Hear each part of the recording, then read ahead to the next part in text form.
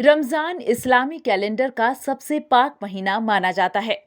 रमजान इस्लामी calendar का 9वां महीना होता है। इस दौरान 30 दिन तक मुस्लिम समुदाय के लोग सूर्य उदय होने के बाद और सूर्य अस्त होने तक न अनाज ग्रहण करते हैं, न पानी पीते हैं।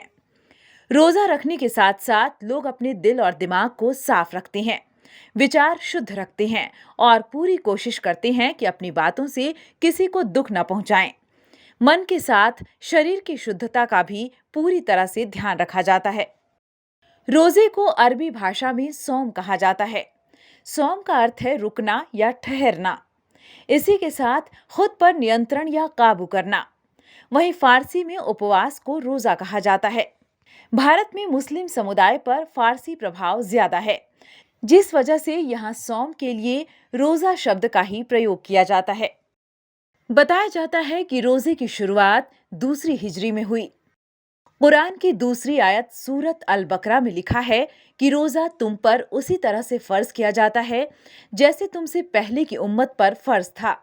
बताया जाता है कि मोहम्मद साहब मक्के से हिजरत कर मदीना पहुंचे। उसके 1 साल बाद मुसलमानों को रोजा रखने का हुक्म आया। गौरतलब है कि दुनिया के कई धर्म ऐसे हैं जिनमें रोजा रखने की परंपरा होती है। हिंदू, यहूदी, ईसाई आदि धर्मों में अलग अलग तरीके से रोजा यानी कि व्रत रखा जाता है। कहा जाता है कि रमजान के पाक महीने में अल्लाह जन्नत के दरवाजे खोल देता है और दोजख के दरवाजों को बंद कर देता है।